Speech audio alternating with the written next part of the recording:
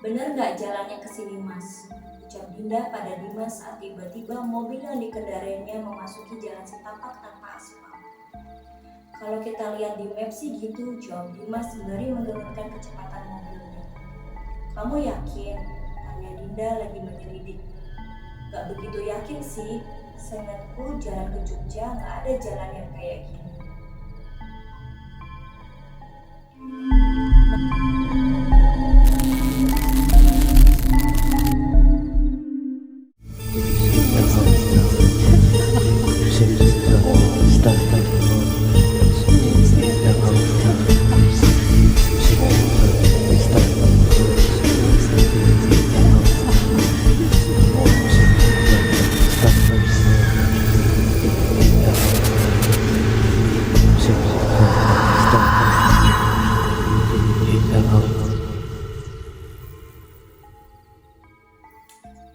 Yo gengs, selamat datang di channel Ilat Scary, tempat nongkrongnya para pemburu cerita misteri paling epic. Di sini kita bakal kupas tuntas kisah-kisah seram, kejadian aneh, sampai urban legend yang bisa bikin lo mikir 2 kali sebelum tidur. Jadi, siapin mental, matiin lampu, dan jangan lupa selalu waspada, karena siapa tahu lo yang jadi cerita selanjutnya. Bersama saya, Doro Meli. Saat ini saya akan membacakan salah satu kisah nyata yang dialami oleh salah satu sahabat Ilat Scary yang berjudul Kisah Horor Perjalanan Cirebon Jogja. Simak ceritanya.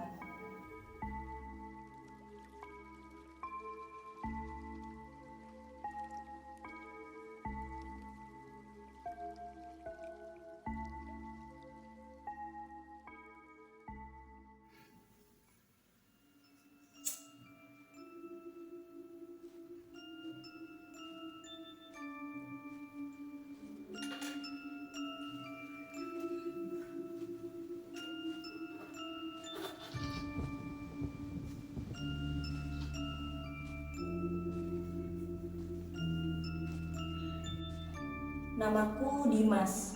Aku biasa dipanggil Adoy. Aku adalah mahasiswa teknik komputer di sebuah universitas swasta di Yogyakarta. Cerita ini adalah sebuah pengalamanku bersama beberapa temanku saat kembali menuju Yogyakarta sepulang dari kampung halamanku di Cirebon. Saat itu, aku, Dinda, dan Usep memutuskan untuk kembali ke Yogyakarta karena harus kembali kuliah. Kami bertiga memilih melakukan perjalanan malam hari dikarenakan cuaca yang teramat panas ketika melintasi perjalanan menuju Jogja pada siang hari. Maklum, mobil yang kami kendarai bukan mobil keluaran terbaru. Sebuah mobil kijang jantan berwarna biru tua tanpa AC. Dinda, di mana Doi? Tanya Usep sembari melihat jam tangannya. Udah jam 7 nih, nanti kemalaman malah ngantuk di jalan. Tadi bilangnya udah di jalan sih, tapi udah setengah jam gak sampai-sampai juga. BBM lah, tanyain nyampe mana, masa gue yang BBM dia? Lu kan cowoknya. Udah sih, santai, ngopi-ngopi dulu kita, sembari menyeduh kopi saset dan menuangkan pada gelas plastik bekas mineral. Assalamualaikum, sapa Dinda dengan tas di punggungnya. Dua tangannya memegang kresek jinjingan berisikan kerupuk dan makanan yang menyembul dari balik kreseknya. Kok pada bengong? Bantuin apa? Dengan muka manja sembari cemberut. Dimas pun menurunkan kresek makanan yang dibawa Dinda. Ditaruhnya kresek tersebut di pinggir bangku tempat aku dan Usep duduk sembari meminum kopi. Lama amat sih sayang, ucapku pada Dinda. Iya, ini mama bawain bekal buat di kosan. Mana ribet banget lagi, pakai kerupuk-kerupuk dibawa. Udah gitu dibawain masakan buat bekal perjalanan. Komplit. Emang mertua yang baik, ucapku pada Dinda. Sembari membuka ramsom yang ada di salah satu kresek yang Dinda bawa. Aku masuk dulu ya, ketemu mama, sekalian pamit. Mau setor muka sama mama mertua, ucap Dinda sembari melenggang masuk ke dalam rumah. Yuk Adoy, siap-siap, panasin mobilnya, ucap Usep sembari membawakan semua perlengkapan masuk ke dalam mobil. Selang tak beberapa lama, Dinda dan ibuku keluar dari dalam rumah. Udah siap semua mas, bensin, oli, air radiator udah dicek semua, ucap ibuku mengingatkan. Udah kok mah, aman, udah Adoy cek semua. Lagian mama kayak yang ngerti mesin mobil aja, ucapku menyela. Ye, biar gini-gini, mama kan dulu pernah jadi sales mobil mas. Jadi tahulah mana radiator, mana knalpot. Ya udah, hati-hati berangkatnya. Jangan lupa berdoa. Jagain nok Dindanya. Siap mah, pasti Adoy jagain kok. Menantu mama. Adoy jamin gak bakal lecet, paling memar-memar. Hus, sembarangan. Diomelin bapaknya nanti kalau sampai lecet. Iya nih mah, Adoy emang suka gitu mah, ucap Dinda manja sembari mencubit lenganku. Kami bertiga pun memasuki mobil setelah berpamitan kepada ibu. Usep yang mengemudikan kendaraan, sementara aku duduk di kursi depan dan Dinda bersantai di kursi tengah. Aku yang nyetir duluan ya, nanti kalau ngantuk gantian ya Doi, ucap Usep kepadaku sembari mulai keluar dari komplek perumahan dan masuk ke jalan utama. Kulihat Dinda asik mendengarkan MP3 di kursi belakang. Sembari memejamkan mata dan mengangguk-anggukan kepala, Dinda terlihat asik menikmati musik yang diputar di MP3. Dinda adalah pacarku. Anaknya berperawakan kecil, berambut pendek, tomboy namun manja, dan selalu ceria. Kami bertemu di sebuah burjo di daerah Condong Catur. Kami pun semakin dekat dan pada akhirnya kami berpacaran. Kebetulan Dinda ternyata berasal dari daerah yang sama denganku. Kami pun mulai memasuki perbatasan Jawa Tengah. Lewat mana nih kita? Ucap Usep kepadaku. Kayaknya kita lewat Bumi Ayu aja deh. Sembari membelokkan setir ke arah kanan. Beberapa pedagang telur asin terlihat sepanjang perjalanan kami.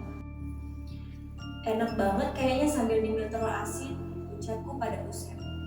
Enak sambil minum kopi, balasnya dengan tetap waspada menghadap ke arah jalan. Nanti di Bumi Ayu aja kita berhenti, sekalian isi bensin sayang. Kita nanti isi bensin di Bumi Ayu aja ya, sekalian makan ransong.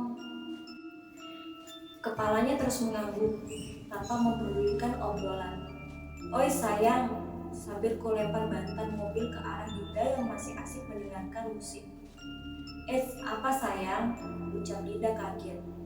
Kita nanti isi bensin di Bumi Ayu aja ya sayang, ucapku kembali mengingatkan. Iya sayang, aku sih ngikut aja. Lagian bukan aku yang nyetir. Kami pun memasuki daerah Krupuk. Hamparan kebun bawang terhampar di sebelah kanan kiri jalan raya. Hamparan lampu menghiasi sepanjang kebun bawang merah yang kami lewati. Bagus banget ya sayang, kayak padang bintang, ucap Dinda sembari asik melihat hamparan ratusan lampu yang terpanjang di atas kebun bawang. Tampak garis merah di peta Google Maps. Macet nih di depan, perbaikan jembatan kayaknya, ucap Usep menyela obrolan kami.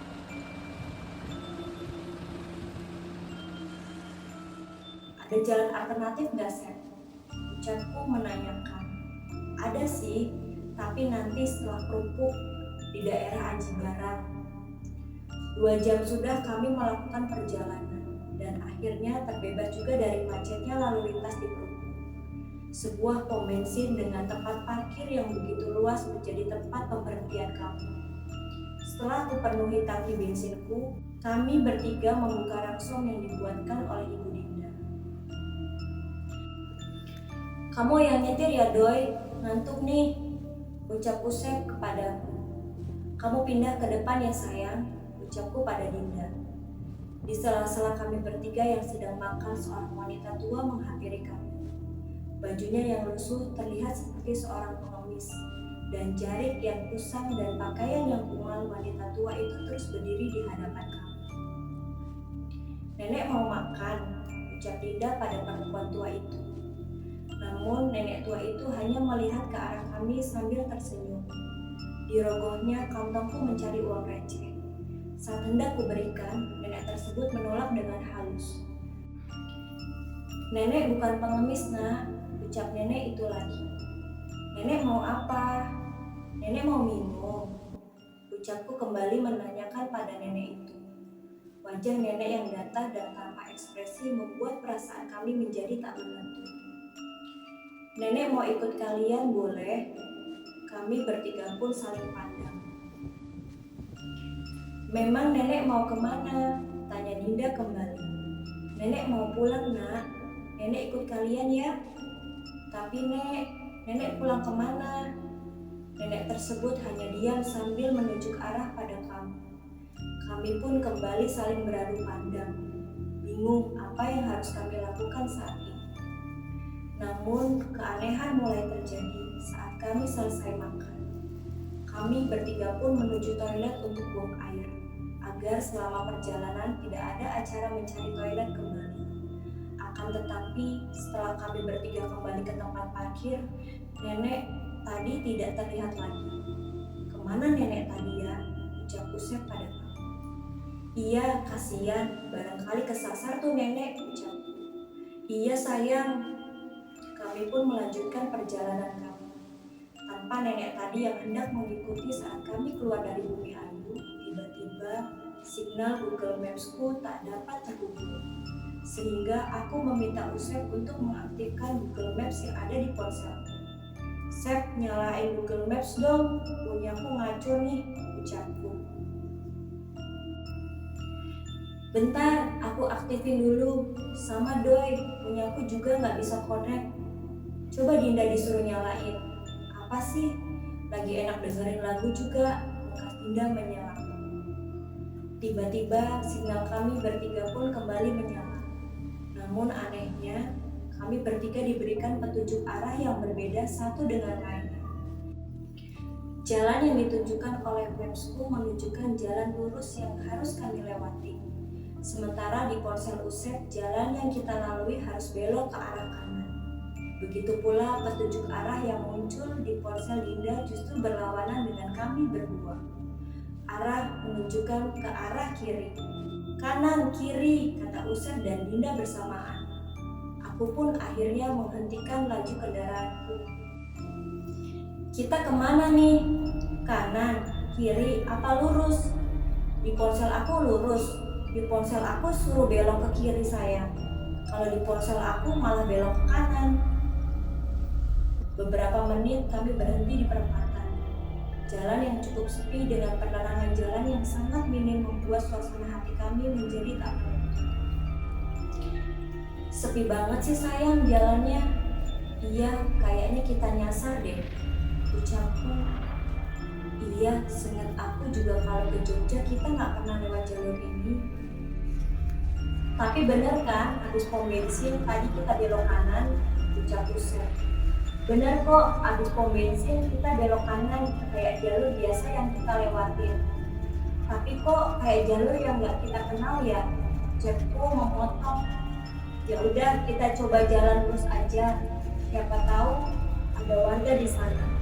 Nanti kita tanyain sama warga arah ke Jogja.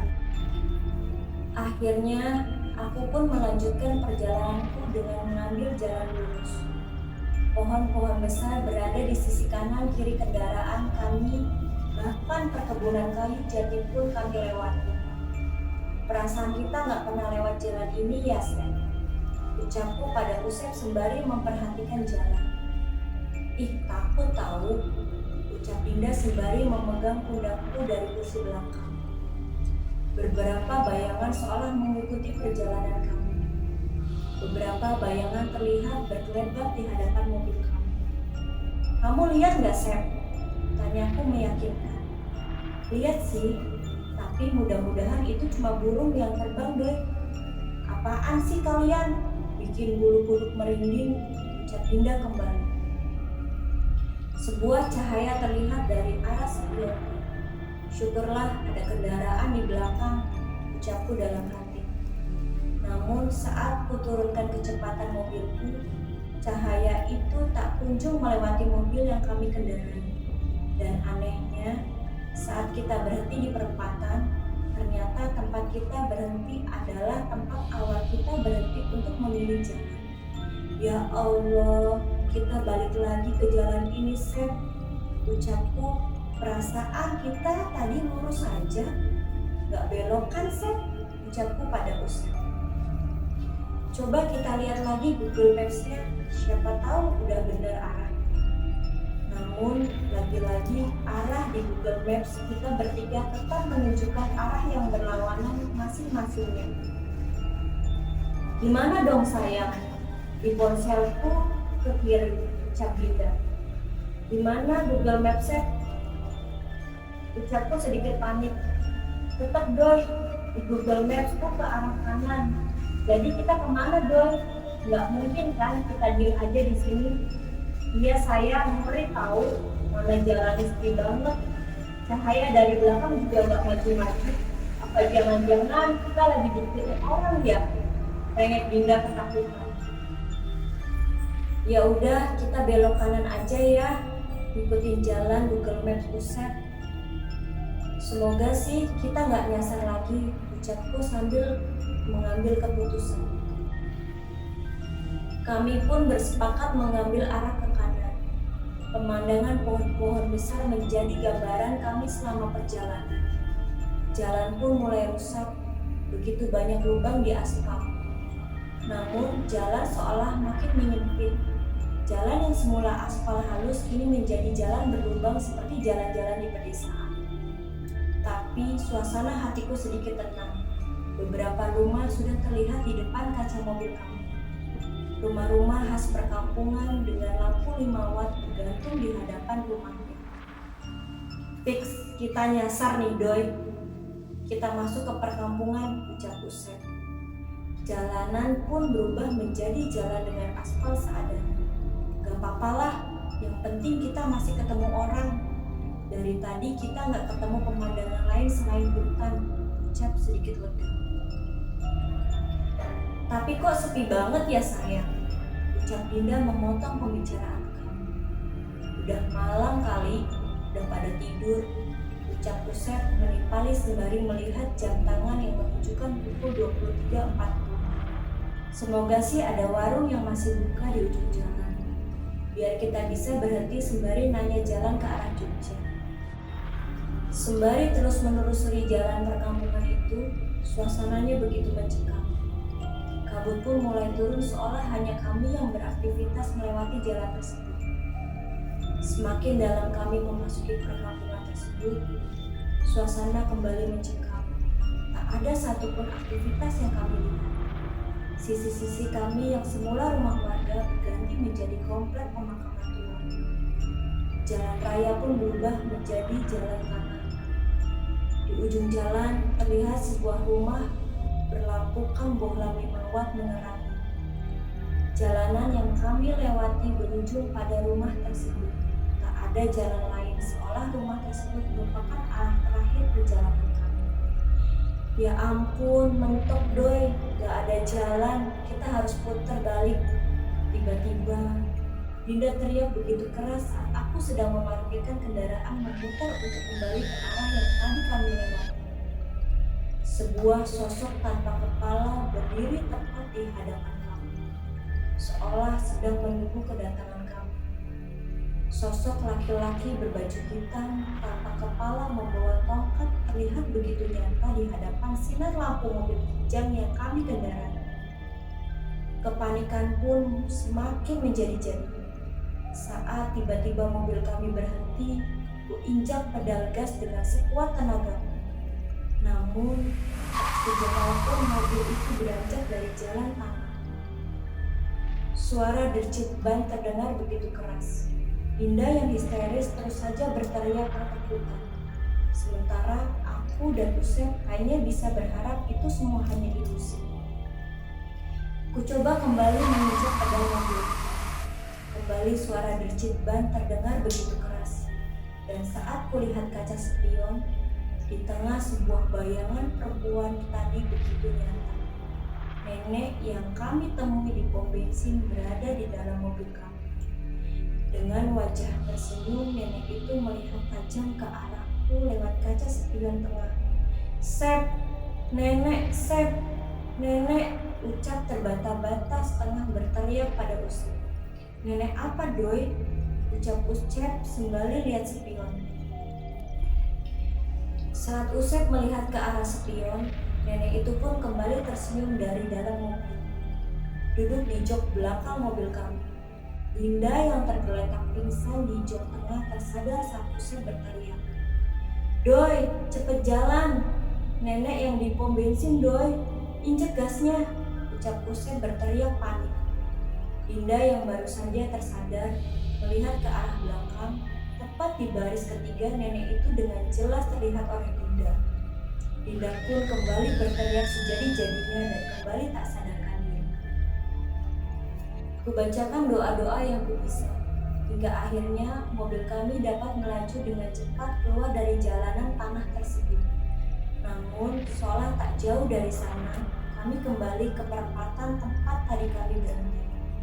"Ya Allah, kita balik lagi ke sini, Seth," ucapku sembari masih dalam kondisi ketakutan. Kuhentikan mobilku, sembari membacakan doa-doa dan menenangkan diri sejenak. Tak ada pilihan lain selain mengambil jalan petunjuk yang disarankan oleh Dinda di awal perjalanan tadi. Sembari membaca doa, kubelokkan arah kendaraanku ke arah kiri. Tak lama kami berjalan, lalu lintas kembali menjadi normal. Beberapa kendaraan terlihat semua hilir mudik melewati kami. Sebuah papan petunjuk jalan terpampang begitu besar di hadapan kami. Wates 15 km. Jalanan tersebut merupakan jalanan yang biasa kami lewati. Nafasku kembali lega. Hatiku pun mulai tenang. Wajah Usep yang semula pucat pun berangsur kembali cerah. Namun aroma ketakutan masih berada di diri kami. Sesampainya kami di kota Wates, kami hentikan mobilku di hadapan sebuah warung burjo. Sembari membangunkan Dinda dari pingsannya, kupesankan teh hangat dan kucarikan minyak kayu putih agar Dinda bisa tersadar dari pingsannya. Dan akhirnya Dinda pun tersadar. Kami bertiga pun turun dan memasuki burjo tersebut. Setelah kami cukup menenangkan diri, kami pun melanjutkan perjalanan kami ke arah Yogyakarta. Namun betapa anehnya saat kami sampai pada tempat kos kami, saat kulihat jam di tanganku, waktu menunjukkan tepat pukul 23.47. Waktu seolah berhenti, dan kami pun terus mengingat kejadian yang kami alami saat itu hingga kini. Terlepas nyata ataupun tidak, kita harus menghormati apapun yang Tuhan ciptakan, baik alam manusia atau makhluk lainnya yang tak kasat mata. Ini soal adab yang harus kita jaga. Sahabat Ilaskeri, apabila memiliki pengalaman serupa atau cerita horor lainnya, bisa datang atau mengirimkan ceritanya ke email kami. Jangan sampai cerita ini kalian alami, atau kalian yang akan jadi cerita selanjutnya.